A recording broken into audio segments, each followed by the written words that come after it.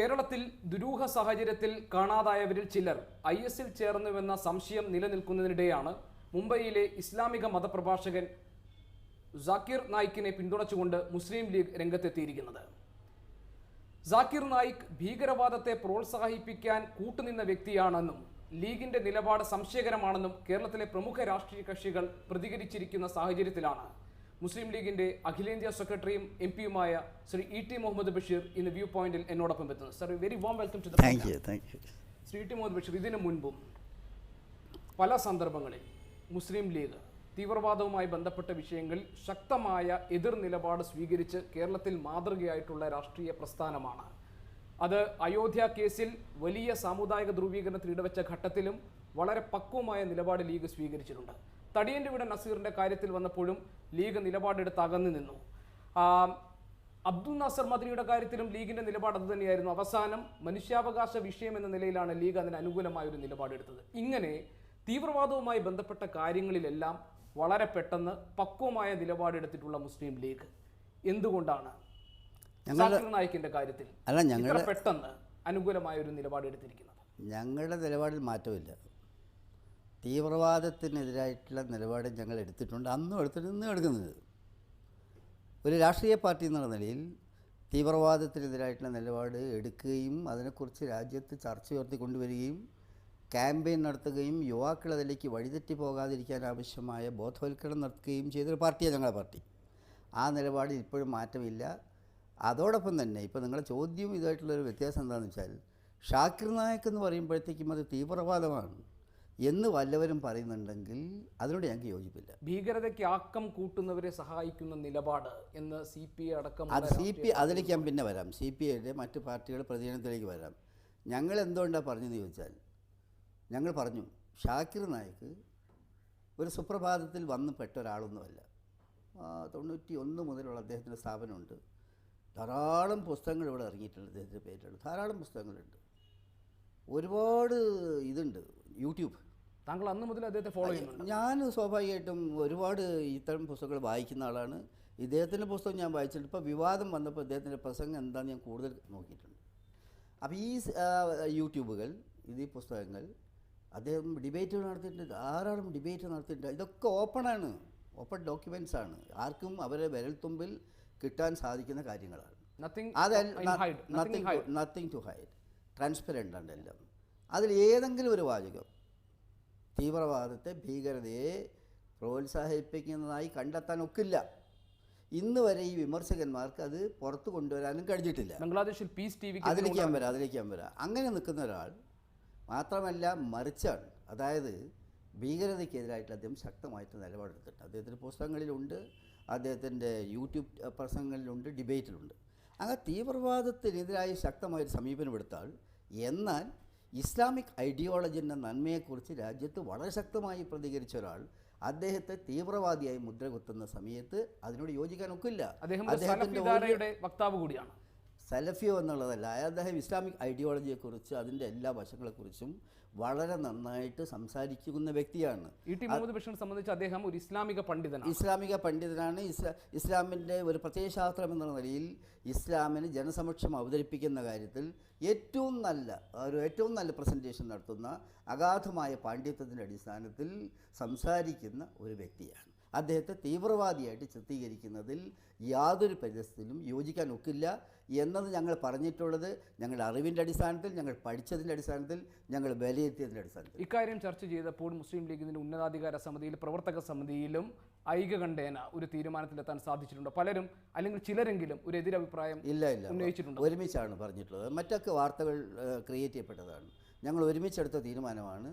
ഞാൻ വിശദീകരിച്ചത് പാർട്ടി തീരുമാനമാണ്, അതല്ലാതെ എൻ്റെ ഒറ്റയ്ക്കുള്ളതല്ല. പാർട്ടി ചർച്ച ചെയ്ത് എടുത്തിട്ടുള്ള തീരുമാനമാണ്. പാർട്ടിക്ക് വേണ്ടി ഞാൻ മീഡിയയോട് പ്രസൻറ്റ് ചെയ്തു. സാധാരണ ഇത്തരം കാര്യങ്ങളിൽ സൂക്ഷ്മതയോടുകൂടി നിലപാടെടുക്കുന്ന കേരളത്തിലെ ഒരു ഇടതുപക്ഷ പ്രസ്ഥാനമാണ് CPIM-ന്റെ സംസ്ഥാന നേതൃത്വം പോലും ഇക്കാര്യത്തിൽ കാര്യങ്ങൾ ബ്ലാക്ക് ആൻഡ് വൈറ്റ് ആയിട്ട്, കാര്യങ്ങൾ വ്യക്തമായി വെളിച്ചത്ത് വരട്ടെ എന്നിട്ട് പ്രതികരിക്കാം എന്ന കുറെ കൂടി പക്വതയുള്ള നിലപാടെടുത്തപ്പോൾ വളരെ പെട്ടെന്ന് ലീഗ് ഒരു കൺക്ലൂഷനിലേക്ക് എത്തിയെന്ന് തോന്നുന്നു. അല്ല, CPM അങ്ങനെയല്ല. CPM പറഞ്ഞിട്ട് എന്താ വെച്ചാൽ അന്വേഷണം നടത്തും. എന്തടിസ്ഥാനത്തിലാണ് അവർ പറയുന്നത്? ഇപ്പോൾ കോടിയേരി ബാലകൃഷ്ണൻ പറഞ്ഞു.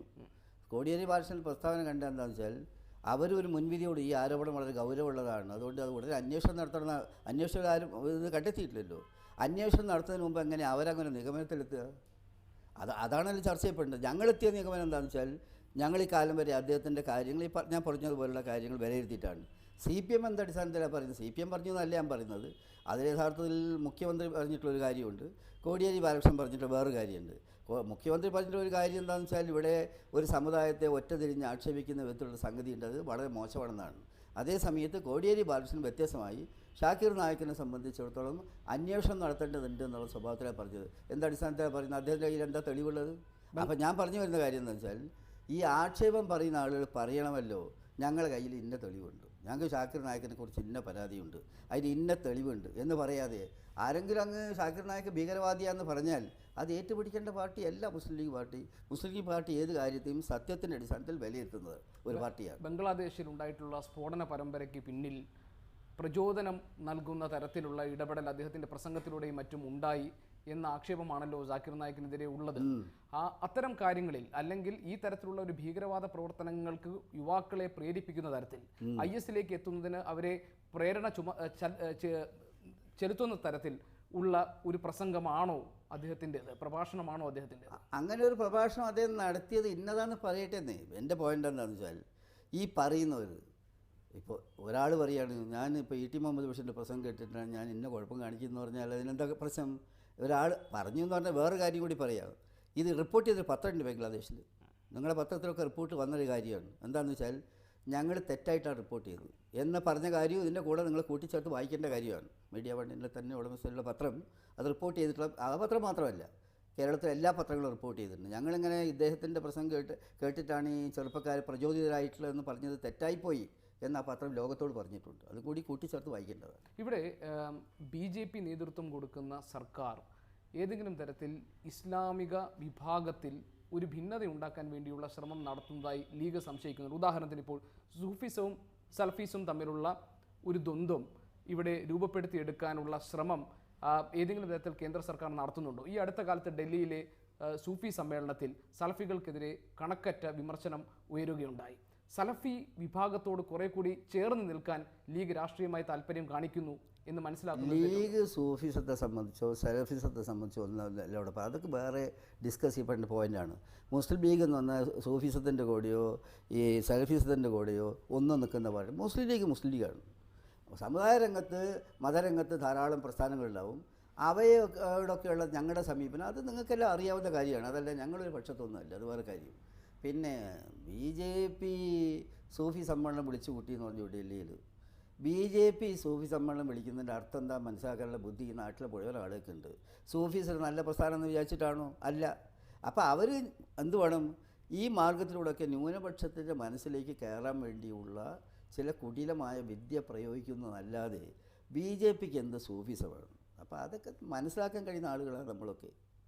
മുസ്ലിം ലീഗിനെ സംബന്ധിച്ച് ഞാൻ നേരത്തെ ചോദിച്ച മാതിരി ഈ തീവ്രവാദം സംബന്ധിച്ചിട്ടുള്ള കാര്യങ്ങളിൽ ലീഗ് എപ്പോഴും ഒരു എതിർ നിലപാട് എടുത്തിട്ടുണ്ട്. 2011 നിയമസഭാ തെരഞ്ഞെടുപ്പിൽ കുഞ്ഞാലിക്കുട്ടി നടത്തിയിട്ടുള്ള പരാമർശങ്ങളൊക്കെ ഇവിടെ ഒന്നുകൂടി ഇത് ഏത് തരത്തിലായിരിക്കും ഇങ്ങനെ ഇപ്പോൾ സാക്കിർ നായിക്കിനെ പോലുള്ള ഒരാളെ അല്ലെങ്കിൽ ഇത്തരം ആരോപണം നേരിടുന്ന ഒരാളെ പെട്ടെന്ന് രാഷ്ട്രീയമായി പിന്തുണയ്ക്കുന്നതിലൂടെ ഇത് ഏത് തരത്തിലുള്ള ഒരു സന്ദേശമായിരിക്കും പൊതുസമൂഹത്തിലേക്ക് കൊടുക്കുക എന്നത് സംബന്ധിച്ച് എന്തെങ്കിലും ഒരു ആശങ്ക ഒരു സംശയമോ ലീഗിനുണ്ടായി? സംശയത്തിൻ്റെ ഒന്നും കാര്യമല്ല. മുസ്ലിം ലീഗ് ഒരു കാര്യത്തിൽ സത്യസന്ധമായി ബോധ്യപ്പെട്ടൊരു കാര്യമേ പറയുള്ളൂ. ഞങ്ങൾ ഈ കാര്യം ചർച്ച ചെയ്ത് അദ്ദേഹത്തിൻ്റെ പ്രവർത്തനങ്ങളെ മനസ്സിലാക്കി ഇവിടെ ഒരു ഇസ്ലാമിക് ഐഡിയോളജിയെ വളരെ കൃത്യമായിട്ട് അവതരിപ്പിക്കുന്ന ഒരാളെന്നുള്ള നിലയിൽ ഏറ്റവും നല്ല ഒരു മത പ്രഭാഷകൻ എന്നുള്ള നിലയിൽ ഈ ഇതുപോലുള്ള സംഗതികളെ അതായത് ഭീകരത പോലുള്ള സംഗതികളെ ശക്തമായി എതിർത്ത ഒരാളെന്നുള്ളതിൽ ഞങ്ങൾ അദ്ദേഹത്തെ വിലയിരുത്തിയത് കൊണ്ടാണ് ഞങ്ങൾ പറഞ്ഞത്. അതല്ല ഞങ്ങൾക്ക് ആരോടും വൈകാരികമായിട്ട് മറ്റു ബന്ധങ്ങളൊന്നുമില്ല.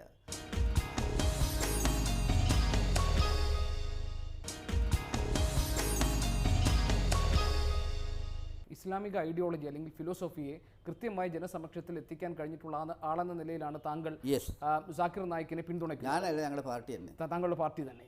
സാക്കിർ നായിക്കിനെ പിന്തുണയ്ക്കുന്നതിലൂടെ ഏതെങ്കിലും തരത്തിൽ ഭീകരവാദത്തെ പ്രോത്സാഹിപ്പിക്കുകയോ അല്ലെങ്കിൽ ചെറുപ്പക്കാരിൽ തെറ്റിദ്ധാരണ ഉണ്ടാക്കുന്നതുമായി എന്തെങ്കിലും ഒന്ന് അതിനകത്ത് അടങ്ങിയിട്ടുണ്ടെന്ന് ലീഗ് വിശ്വസിക്കുന്നേയില്ല. ഇല്ലെന്നേ. ഞാൻ ഇന്നത്തെ പത്രം ഞാൻ എല്ലാ പത്രവും വായിച്ചിട്ടുണ്ട്. അതിൽ പറഞ്ഞിട്ടുള്ളൊരു കാര്യം എന്താണെന്ന് വെച്ചാൽ അദ്ദേഹത്തിൻ്റെ പ്രഭാഷണങ്ങൾ അതിൽ വാചകതാണ് അരിച്ച് പെറുക്കി പരിശോധിച്ചിട്ട് ഒറ്റ ഒന്നിൽ പോലും അദ്ദേഹം തീവ്രവാദത്തെ പ്രോത്സാഹിക്കുമ്പോൾ അതിൽ സംസാരിച്ചിട്ടില്ലെന്ന് ഇൻവെസ്റ്റിഗേഷൻ ഏജൻസിയുടെ മഹാരാഷ്ട്രയിലെ ഇൻവെസ്റ്റിഗേഷൻ ഏജൻസിയുടെ റിപ്പോർട്ടാണ് ഇന്നത്തെ എല്ലാ പത്രത്തിലും ഉള്ളത്. അത് നമ്മൾ കാണേണ്ട കാര്യമല്ലേ. സാക്കിർ നായിക്കിൻ്റെ പ്രഭാഷണം ഡൗൺലോഡ് ചെയ്യുകയോ അത് പ്രചരിപ്പിക്കുകയോ ചെയ്യുന്നത് നിരോധിച്ചുകൊണ്ടുള്ള ഒരു തീരുമാനം വരാൻ പോവുകയാണ്. കാരണം വെങ്കയ്യ നായിഡുവിൻ്റെ ഒരു ബൈറ്റ് ഇതുമായി ബന്ധപ്പെട്ടുണ്ടായിരുന്നു. അത്തരം ഒരു സന്ദർഭത്തിൽ ലീഗ് ഈ നിലപാടിൽ തന്നെ ഉറച്ചു നിൽക്കും. അത് വരട്ടെ. അത് വരുന്ന സമയത്ത് ഫ്രീഡം ഓഫ് എക്സ്പ്രഷൻ ഉണ്ട് ഇവിടെ, കോൺസ്റ്റിറ്റ്യൂഷണൽ റൈറ്റാണ്. മതം എന്ന് പറയുന്നത് വിശ്വസിക്കാനും പ്രൊപ്പഗേറ്റ് ചെയ്യാനുള്ള അവകാശമുണ്ട് ഇന്ത്യയിൽ. ഭരണഘടനാ വിരുദ്ധമായൊരു തീരുമാനം BJP ഗവൺമെൻറ് കൊണ്ടുവരികയാണെങ്കിൽ അതിനെ ഞങ്ങൾ എതിർക്കും, സംശയമില്ല. ഭരണത്തിൽ തുടരാൻ ഇരിക്കുന്നത് കൊണ്ട് തന്നെ ഏകീകൃത സിവിൽ കോഡിനായിട്ടുള്ള ഒരു സജ്ജമാകൽ BJP അതിന് തയ്യാറെടുത്തുകൊണ്ടിരിക്കുന്നുണ്ട്.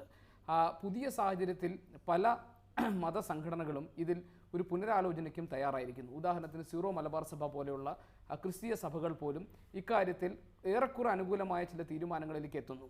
ഇപ്പോഴും ലീഗ് അതിന് തീരെ വഴങ്ങുന്നില്ല. എന്താണ് ഏകീകൃത സിവിൽ കോഡ് സംബന്ധിച്ച് ലീഗ് എടുക്കാൻ പോകുന്ന പൊളിറ്റിക്കൽ പൊസിഷൻ? ഈ ശരീഅത്ത് നിയമം എന്ന് പറഞ്ഞത് ദൈവത്തിൻ്റെ നിയമമാണ്, ഡിവൈൻ ലോ. നിങ്ങൾക്കതിൽ സൗകര്യത്തിനനുസരിച്ച് ഭരണം എങ്ങനെ തുടരുന്നു, അതിനോടൊന്ന് കോംപ്രമൈസ് ചെയ്യണം എന്ന് പറഞ്ഞിട്ട് കോംപ്രമൈസ് ചെയ്യാൻ പറ്റിയ സംഗതികളല്ല അത്. ആര് കോംപ്രമൈസ് ചെയ്യും അത് വേറെ കാര്യം. കോംപ്രമൈസ് ചെയ്യുന്നവർ കോംപ്രമൈസ് ചെയ്യട്ടെ. ഇവിടെ മതം തന്നെ വേണ്ടാന്ന് പറയുന്നവരുണ്ടല്ലോ. ശരീഅത്ത് പ്രകാരം ശരീഅത്തിലിപ്പോൾ പേഴ്സണൽ ലോയിൽ ഇപ്പോൾ എന്താണ് വിവാഹം, അത് അതിൻ്റെ റിലേറ്റഡ് ആയിട്ട് കാര്യങ്ങൾ, വിവാഹമോചനം, മറ്റു കാര്യങ്ങൾ, സ്വത്തവകാശം, പിന്തുടർച്ച അവകാശം, വസിയത്ത്, ഇതുപോലുള്ള കാര്യങ്ങളാണ്. ഇപ്പോൾ ഒരാൾ പറയുകയാണ്, ഒരു മുസ്ലിം തന്നെ പറയുകയാണ്, എനിക്കിതൊന്നും ബാധകമല്ല, ഞാൻ എൻ്റെ കുട്ടീനെ വേറെ വിവാഹ നടപടി ഇന്ന പ്രകാരമാണ്, സ്പെഷ്യൽ മാരേജ്, ഞാൻ എൻ്റെ സ്വത്ത് ഖുർആനിൽ പറഞ്ഞാൽ മതിയല്ല, ഞാൻ എൻ്റെ ഇഷ്ടം പോലെ ചെയ്തോട്ടെ, ഇവിടെ ആരെയും പറഞ്ഞു. ഇവിടെ പ്രശ്നം അതല്ല. നിങ്ങൾ ഇന്ന മാതിരി ചെയ്യണമെന്നൊരു പുതിയ നിയമത്തിലൂടെ, അതായത് ഏക സിവിൽ കോഡിലൂടെ പറയുമ്പോൾ എന്ത് സംഭവിക്കുന്നു? നിങ്ങളുടെ വിശ്വാസപ്രകാരം ഈ കാര്യങ്ങൾ ചെയ്യാൻ കഴിയാതെ വരുന്നു. എന്ന് പറഞ്ഞാൽ നിങ്ങൾക്ക് എന്താണോ ഖുർആനും മുഹമ്മദ് നബി സല്ലല്ലാഹു അലൈഹി വസല്ലമയുടെ ചര്യയും എന്താണോ പറയുന്നത് അത് പ്രകാരം കാര്യം ചെയ്യാൻ പറ്റാതെ വരും. അത് പറ്റില്ല, അതിനോട് കോംപ്രമൈസ് ചെയ്യാൻ ഒക്കില്ല. ആര് കോംപ്രമൈസ് ചെയ്താലും ഞങ്ങൾക്കോ ഒരു വിശ്വാസിക്കോ കോംപ്രമൈസ് ചെയ്യാൻ പറ്റില്ല. അക്കാര്യത്തിൽ പൊതു ക്രിമിനൽ നിയമത്തെ അംഗീകരിക്കുന്നു, എന്നാൽ പൊതു സിവിൽ നിയമത്തെ അംഗീകരിക്കാൻ ലീഗ് മടി കാണിക്കുന്നു. അങ്ങനല്ല, മടിൻ്റെ പ്രശ്നമല്ലെന്നേ. ഇത് മടിയോ സന്തോഷത്തിൻ്റെയോ ഒന്നും കാര്യമല്ല, ദൈവിക നിയമമാണ്. അതിൽ നിങ്ങൾക്ക് കോംപ്രമൈസ് ചെയ്യാൻ ഒക്കില്ല. ശരീഅത്ത് നിയമത്തിന് പരിഷ്കാരങ്ങൾ വേണമെന്നുള്ള ആവശ്യങ്ങൾ ഉയർന്നു വരുന്നു. അത് വേറെ പ്രശ്നമാണ്. ആ പ്രശ്നം എന്താണെന്നറിയോ നിങ്ങൾ? മൊഹമ്മദൻ ലോ ആയിട്ട് ഇവിടെ പ്രാക്ടീസ് ചെയ്യുന്ന കാര്യങ്ങളിൽ അത് സ്ട്രിക്ട്ലി ഇത് പ്രകാരമല്ല, ശരീഅത്ത് പ്രകാരമല്ല. ആ ആർഗ്യുമെൻ്റ് അല്ലല്ലോ ഇവിടെ നടക്കുന്നത്. നിങ്ങളെല്ലാം നിയമം ശരീഅത്ത് പ്രകാരം ആക്കണം എന്നല്ലല്ലോ ഇവിടെ വാദപ്പോൾ.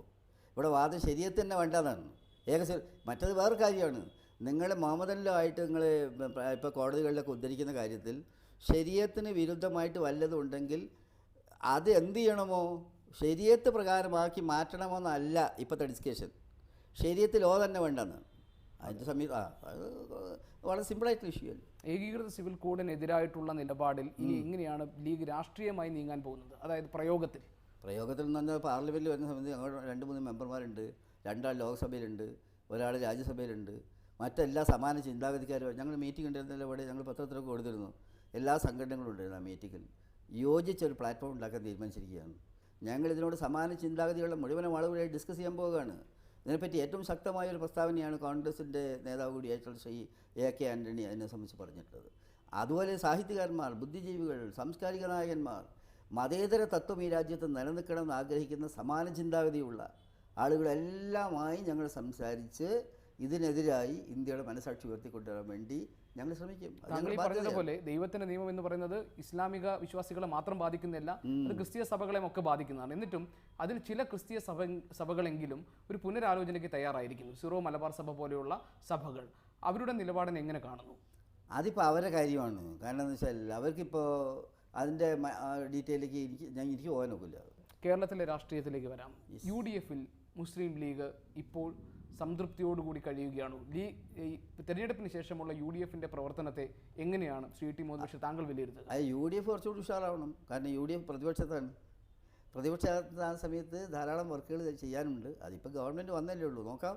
ഇത് കഴിഞ്ഞിട്ട് UDF ശക്തമായിട്ട് മുന്നോട്ട് പോകണം. പിന്നെ തെരഞ്ഞെടുപ്പിൽ ഇപ്പോൾ പരാജയമൊക്കെ കഴിഞ്ഞതിന് ശേഷം അതിൻ്റെ കമ്മിറ്റിയൊക്കെ കൂടിക്കൊണ്ടിരിക്കുക. എല്ലാ പാർട്ടിയും ഓരോ സ്ഥലത്ത് അവരവരുടെ പാർട്ടീൻ്റെ വിലയിരുത്തൽ ഞങ്ങളത് ചെയ്തുകൊണ്ടിരിക്കുക. ഞങ്ങൾ ക്യാമ്പ് കഴിഞ്ഞു, ഞങ്ങളതിൻ്റെ പുറത്തൊരു പ്രോജക്റ്റ് റിപ്പോർട്ട് ഉണ്ടാക്കുന്നുണ്ട്, അതിന് എന്നെ ചുമതലപ്പെടുത്തി ഒരു കമ്മിറ്റി ഉണ്ടാക്കിയിട്ടുണ്ട്. അതൊക്കെ വരാൻ വേണ്ടി പോവുകയാണ്. അല്ല, ഒന്നുകൂടി ഉഷാറാകണം എന്നുള്ളത് ഒരു ഒഴുക്കൻ മറ്റുള്ള മറുപടി. അങ്ങനെയല്ല, UDF എന്ന പ്രതിപക്ഷ പാർട്ടി എന്നുള്ള നിലയിൽ വളരെ യോജിച്ച് നല്ല നിലയിൽ പ്രവർത്തിക്കാനുള്ള സാഹചര്യം ഉണ്ടാക്കണം. അതോടൊപ്പം തന്നെ ഇടതുപക്ഷ മുന്നണിയുടെ പല നയങ്ങളെയും തീർച്ചയായിട്ടും പരിശോധിക്കേണ്ടതുണ്ട്. പരിശോധിച്ചിട്ട് ശക്തമായിട്ട് റിയാക്ട് ചെയ്യേണ്ട കാര്യമുണ്ട്. ഇപ്പോൾ തന്നെ നമുക്കെല്ലാം അറിയാം, നമുക്കിപ്പോൾ ഞങ്ങളുടെ ഗവൺമെൻറ്റിലായിരുന്ന കാലം ഈ കാലം തമ്മിലുള്ള വ്യത്യാസം. നിങ്ങളൊക്കെ റിപ്പോർട്ട് ചെയ്യുന്നത് പോലെ കേരളം വീണ്ടും അസ്വസ്ഥതയിലേക്ക് പോവുകയാണ്.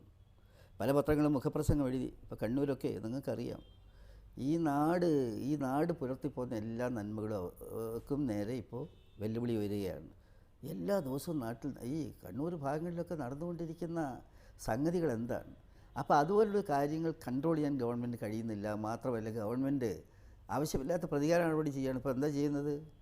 ഉദ്യോഗസ്ഥന്മാരൊക്കെ അവരുടെ ഇഷ്ടം പോലെ അങ്ങ് ട്രാൻസ്ഫർ ചെയ്ത് അവർക്ക് ഇഷ്ടമില്ലാത്തവർ അവർ പട്ടികയാണ്. അവരോട് കൂറ് പുലർത്തുന്നവർ, കൂറ് പുലർത്താത്തവർ മുഴുവൻ അങ്ങ് റീഷഫിൾ ചെയ്യുകയാണ്, അല്ലെങ്കിൽ തട്ടി പുറത്തോട്ട് മാറ്റുകയാണ്. അങ്ങനെയുള്ള കാര്യങ്ങളൊക്കെ തുടങ്ങിക്കഴിഞ്ഞവർ. അപ്പോൾ അത്തരം കാര്യങ്ങൾ കൃത്യമായി വാച്ച് ചെയ്ത് അതിൽ പ്രതികരിക്കണം. ചെയ്യുന്നുണ്ട്, പക്ഷേ ഇനിയുള്ള ദിവസങ്ങളിൽ കുറച്ചുകൂടി സജീവമായിട്ട് കാര്യങ്ങൾ ചെയ്യണം. അല്ല, ഇത്തരം കാര്യങ്ങളിൽ രണ്ടെണ്ണം. അതായത് ഒന്ന്, ഭരണം മാറുമ്പോൾ സ്വാഭാവികമായി അവരുടെ നടപടിക്രമങ്ങൾ മുന്നോട്ട്, അല്ലെങ്കിൽ സർക്കാർ ആലോചിക്കുന്ന കാര്യങ്ങൾ കൃത്യമായി മുന്നോട്ട് കൊണ്ടുപോകാൻ ഒരല്പം റീഷഫ്ലിംഗ് ഒക്കെ എല്ലാ ഭരണകാലത്തും ഉണ്ടാകാറുണ്ട്. റീഷഫ്ലിംഗ് ഉണ്ടാവും. ഞങ്ങൾ ചെയ്യാറില്ല. ഞങ്ങൾ വന്നാൽ ഉടനെ തന്നെ ആദ്യം ചെയ്യാറുള്ളത് CPMൻ്റെ അനുകൂലമായവരൊന്നും ഞങ്ങളങ്ങനെ ചെയ്തിട്ടേ ഇല്ല. ഞങ്ങളെപ്പറ്റി അങ്ങനെ കംപ്ലയിൻ്റ് തന്നെ ഇല്ല. ഇവർ ചെയ്യുന്നതെന്ന് വെച്ചാൽ ഈ ഉദ്യോഗസ്ഥന്മാർ മുഴുവനും അവരുടെ പാർട്ടി കൂറുള്ള ഉദ്യോഗസ്ഥന്മാരെ അംഗീകരിക്കും. മറ്റുള്ളവൻ്റെ ആ വർക്ക് എഫിഷ്യൻസിയെ പോലോ അല്ലെങ്കിൽ വർക്കിൻ്റെ ഹോണസ്റ്റിയെ അതുപോലും വില കൽപ്പിക്കാത്ത വിധത്തിലാണ് കാര്യങ്ങൾ ചെയ്യുന്നത്. ഇതെല്ലാം ചോദ്യം ചെയ്യപ്പെട്ട കാര്യങ്ങളാണ്. തീർച്ചയായിട്ടും വരും ദിവസങ്ങളിൽ എത്തരം കാര്യങ്ങൾ ചർച്ചയ്ക്ക് വിധേയമാവും. അല്ല, UDFന് താങ്കൾ പറഞ്ഞതുപോലെ നല്ല ശക്തമായി സർക്കാരിൻ്റെ ഇത്തരം പ്രവർത്തനങ്ങൾ വിലയിരുത്തുകയും ചെക്ക് ചെയ്യുകയും വേണ്ടി വന്നാൽ അതിനെ കൗണ്ടർ ചെയ്യുകയും ചെയ്യണമെങ്കിൽ UDFനകത്ത് ഒരു ഐക്യം വേണം, അവിടെ ഒരു കരുത്ത് വേണം. ആ പ്രശ്നമല്ല ഇപ്പോൾ ഗുരുതരമായി. ഐക്യത്തിൻ്റെ പ്രശ്നമല്ല. UDFിലെ സ്വാഭാവികമാണ്. UDFിൽ വ്യത്യസ്തമായ അഭിപ്രായങ്ങളാണ്, ജനാധിപത്യ പ്രസ്ഥാനങ്ങളാണ്. അവർക്കൊക്കെ ഓരോരുത്തർ അഭിപ്രായം ഉണ്ടാവും. പക്ഷേ ആ അഭിപ്രായങ്ങളൊക്കെ ഉണ്ടെങ്കിൽ പോലും പൊതുവായിട്ടുള്ള ഈ ഇടതുപക്ഷ മുന്നണി ഭരണത്തിൻ്റെ വൈകല്യങ്ങളെ ചൂണ്ടിക്കാണിച്ചുകൊണ്ടുള്ള നീക്കങ്ങൾ യോജിച്ച് നടത്തേണ്ട കാര്യമുണ്ട്. അല്ല, അനൈക്യം എന്നതുകൊണ്ട് ഞാൻ ഉദ്ദേശിച്ചത് അഭിപ്രായ വ്യത്യാസമല്ല ശ്രീ ടി മുഹമ്മദ് ബഷീർ. അതിലും ഗുരുതരമായ ചില പ്രശ്നങ്ങളാണ്. ഒന്ന്, കോൺഗ്രസിനകത്തുള്ള പ്രശ്നങ്ങൾ. ഉദാഹരണത്തിന് ഇപ്പോൾ കോൺഗ്രസിലെ എല്ലാ ഗ്രൂപ്പ് നേതാക്കളും അവർ ഡൽഹിയിൽ വിളിപ്പിച്ച് അവരുടെ പാർട്ടിക്കകത്തുള്ള ആഭ്യന്തര പ്രശ്നങ്ങൾ വളരെ ഗൗരവമായി ചർച്ച ചെയ്യുന്ന ഒരു ഘട്ടം എത്തിയിരിക്കുന്നു. RSP എങ്ങോട്ട് പോകണം എന്നറിയാതെ ചാഞ്ചാടി നിൽക്കുന്ന സാഹചര്യമുണ്ട്. ജനാദൾ ഇനി എന്താകും അവരുടെ ഭാവി എന്ന കാര്യത്തിൽ സംശയമുണ്ട്. കേരള കോൺഗ്രസ് മാണി വിഭാഗം അവരും ഇതുപോലെ പലതരത്തിലുള്ള അസ്വസ്ഥതകളും ആശങ്കകളും പ്രകടിപ്പിച്ചു കഴിഞ്ഞു. ലീഗിനകത്തും കാര്യങ്ങൾ ഭദ്രമല്ല എന്ന് ചില സൂചനകൾ പുറത്തു വരുന്നുണ്ട്. ഇങ്ങനെ അസ്വസ്ഥതകൾ നിറഞ്ഞൊരു UDFന് എങ്ങനെ ഒറ്റക്കെട്ടായി മുന്നോട്ട് പോകാൻ കഴിയും? അവരുടെ അസ്വസ്ഥതയെപ്പറ്റി നിങ്ങൾ അവരോട് ചോദിക്കണം. UDFനകത്തെ പ്രധാന ഘടകകക്ഷി നേതാവ് ഞങ്ങൾക്ക് അസ്വസ്ഥതയില്ല. ഞങ്ങൾക്കറിയാം ഏത് ഡെസ്റ്റിനേഷനിലേക്കാണ് പോകേണ്ടത്. ഞങ്ങൾക്ക് കൃത്യമായിട്ട് അറിയാം. LDFൻ്റെ ഭരണത്തിലെ വീഴ്ചകൾ കൃത്യമായി ഞങ്ങൾ അഡ്രസ്സ് ചെയ്യും. അതിന് കൃത്യമായിട്ട് ഞങ്ങൾ ഇന്നതാണെന്ന് ജനങ്ങളോട് പറയും.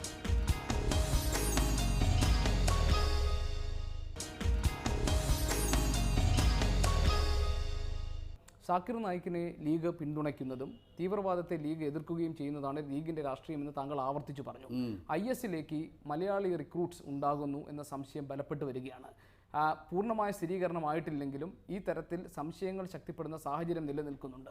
ISലേക്കുള്ള മലയാളി റിക്രൂട്ട്സിനെ പറ്റിയിട്ട് ലീഗിന് ലഭിച്ചിട്ടുള്ള വിവരം എന്താണ്? എന്തായിരിക്കും ലീഗ് എടുക്കാൻ പോകുന്ന പൊസിഷൻ? ഒന്നാമത്തെ കാര്യം, ലീഗ് ഒരു ഇൻവെസ്റ്റിഗേഷൻ ഏജൻസി അല്ല.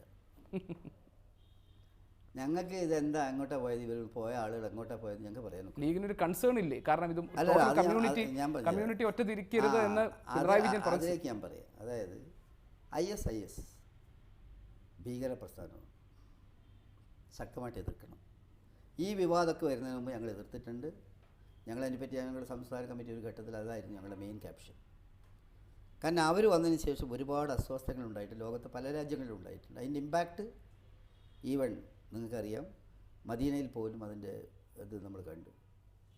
ഇത്തരം നീക്കങ്ങളുടെ ഫലമായിട്ട് പല രാജ്യങ്ങളിലും ജനങ്ങൾ പലായനം ചെയ്യേണ്ടി വന്നിരിക്കുകയാണ്. ഈ കാലഘട്ടത്തിൽ ഏറ്റവും വലിയ പ്രശ്നം മൈഗ്രേഷനാണ്. നാട് വിട്ടു പോവുകയാണ്. അവസാനം വിട്ട നാടുമില്ല, ചെല്ലാൻ നാടുമില്ല എന്നുള്ള സ്വഭാവത്തിൽ മെഡിറ്ററേനിയൻ സീയിലൊക്കെ മുങ്ങിയിട്ട് ആയിരക്കണക്കിന് ആളുകൾ മരിക്കേണ്ടി വന്നിട്ടുണ്ട്. അത്രയും ഒരു ഭീകര പ്രസ്ഥാനത്തെ ശക്തമായിട്ട് എതിർക്കണം. മാത്രമല്ല ഞങ്ങൾ പൂർണ്ണമായിട്ട് വിശ്വസിക്കുന്നു IS ഇസ്ലാം അല്ല. അവർ ഇസ്ലാമിൻ്റെ പേരിൽ ഈ ചെയ്യുന്നതൊന്നും ഇസ്ലാമികമല്ല. ഇസ്ലാമിൻ്റെ മേൽവിലാസത്തിൽ അവരെ പ്രൊട്ടക്റ്റ് ചെയ്യേണ്ട കാര്യമില്ല. ഇസ്ലാമിൻ്റെ മേൽവിലാസത്തിൽ തന്നെ സർവ്വശക്തി ഉപയോഗിച്ചിട്ട് അതിനെ എതിർക്കേണ്ടതാണ്. ജനാധിപത്യ പ്രസ്ഥാനങ്ങൾക്ക് ചെയ്യാൻ കഴിയുന്നതിൻ്റെ പരമാവധി അതിനെ എതിർക്കേണ്ട കാര്യമുണ്ട്. ഇവിടുന്ന് പോയ കുട്ടികൾ ISISൽ ചേരാനാണോ പോയത്, അല്ലെങ്കിൽ അവരവിടെ എത്തിയിട്ടുണ്ടോ, അല്ലെങ്കിൽ അവർ വേറെ വഴിക്ക് പോയിട്ടുണ്ടോ എന്നൊന്നും ഞങ്ങൾക്കറിയില്ല. അതൊക്കെ എന്ന് പറഞ്ഞാൽ നോക്കേണ്ട കാര്യമാണ്. ISൽ ചേർന്നു എന്ന സംശയത്തിൻ്റെ പേരിൽ കേരളത്തിൽ ഒരു സമുദായത്തിനെതിരെ കുപ്രചാരണം നടത്താൻ ആരെയും അനുവദിക്കില്ലെന്ന് മുഖ്യമന്ത്രി സഭയിൽ പറയുകയുണ്ടായി. ഇക്കാര്യത്തിൽ ഒരു ക്യാമ്പയിൻ തുടങ്ങാൻ വേണ്ട ഒരു രാഷ്ട്രീയ ഉത്തരവാദിത്വം മുസ്ലിം ലീഗിനില്ലേ? ഏതിൻ്റെ കാര്യത്തിൽ? ഭീകരവാദി ഉണ്ടെന്നേ.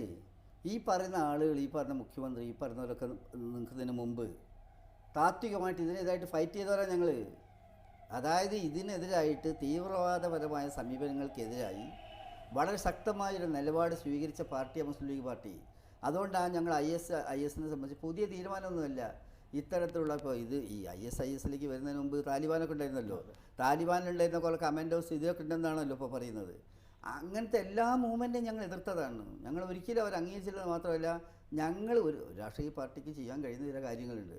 ജനങ്ങളുടെ ഇടയിൽ അവയർനെസ് ഉണ്ടാക്കുക, അതിനെതിരായിട്ടുള്ള ജനാധിപത്യപരമായിട്ടുള്ള നീക്കങ്ങൾ നടത്തുക, ഏതൊക്കെ ഞങ്ങൾ സജീവമായിട്ട് ചെയ്തിട്ടുണ്ട്. അതിലൊന്നും യാതൊരു സംശയമില്ല. രാഷ്ട്രീയത്തിനതീതമായി നിഷ്പക്ഷമായ കാര്യങ്ങളെ കാണാനുള്ള പക്വതയുള്ള നേതാവാണ് CT മുഹമ്മദ് ബഷീർ. സർക്കാരിൻ്റെ പ്രവർത്തനങ്ങൾ വിലയിരുത്താറായോ എന്നറിയില്ല.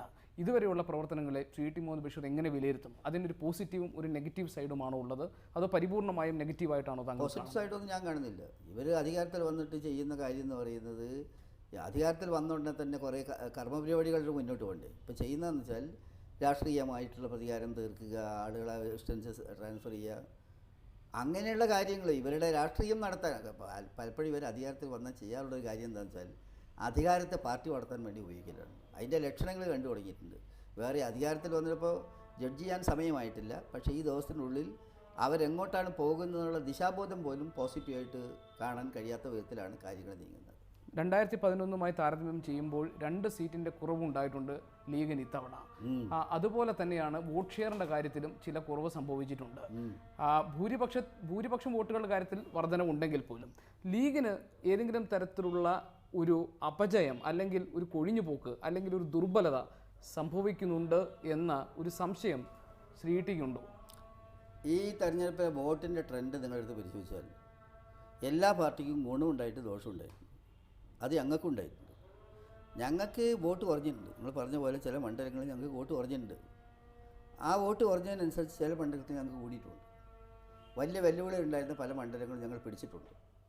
മണ്ണാർക്കാട് പിടിച്ചിട്ടുണ്ട്, അഴീക്കോട് പിടിച്ചിട്ടുണ്ട്. BJP കടന്നു വരുമായിരുന്നുവെന്ന് സംശയിക്കുന്ന മഞ്ചേശ്വരം ഞങ്ങൾ ശക്തമായി നിന്നിട്ടുണ്ട്. കുറ്റ്യാടി ഞങ്ങൾ നന്നായിട്ട് പെർഫോം ചെയ്തിട്ടുണ്ട്. കോഴിക്കോട് 2 ഞങ്ങൾ നന്നായിട്ട് ചെയ്തിട്ടുണ്ട്. ചിലയിടത്ത് ഞങ്ങൾക്ക് ഭൂരിപക്ഷം കുറയിച്ചു. അതൊക്കെ എന്ന് പറഞ്ഞാൽ ഓരോ പ്രതിഭാസങ്ങളാണ്.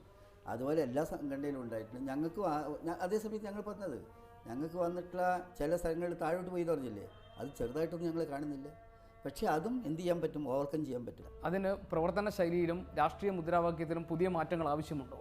തീർച്ചയായിട്ടും ഒരു പാർട്ടി എന്ത് ചെയ്യണം, പാർട്ടി ഓരോ കാലഘട്ടത്തിലെ പ്രശ്നങ്ങൾ അതിനനുസരിച്ച് മുന്നോട്ട് പോകണം. എന്തെങ്കിലും പാർട്ടിയിൽ വീഴ്ചയുണ്ടെങ്കിൽ ഡിസ്കസ് ചെയ്യണം, എന്നിട്ട് റെമഡിയൽ ആക്ഷൻസ് എടുക്കണം. അതൊക്കെ ഞങ്ങൾ ചെയ്യുന്നുണ്ട്. വളരെ സജീവമാണ്. ഞങ്ങളിപ്പോൾ 1.5 ദിവസം നീണ്ടുന്ന മീറ്റിംഗ് ആയിരുന്നു. ആ മീറ്റിംഗ് ഞങ്ങൾ കൃത്യമായിട്ട് എല്ലാ കാര്യങ്ങളും അനലൈസ് ചെയ്തിട്ടുണ്ട്. സംഘടനയിലെ തിരുത്തൽ നടപടികൾ വേണ്ട കാര്യങ്ങൾ ഞങ്ങൾ തിരുത്തൽ നടപടികൾ എടുക്കും. നയത്തിൽ വരുത്തേണ്ട മാറ്റങ്ങൾ ആ നിലയിൽ ചെയ്യും. ഓരോ കാലഘട്ടത്തിലെ ഏറ്റവും ഉചിതമായ രാഷ്ട്രീയ നടപടികളെടുത്ത് ഞങ്ങൾ മുന്നോട്ട് പോകും. മതേതര സമൂഹത്തിന് ശക്തി പകരുന്ന രാഷ്ട്രീയ നിലപാടുകൾ എടുക്കാൻ കഴിയട്ടെ. Thank you very much. Thank you very much.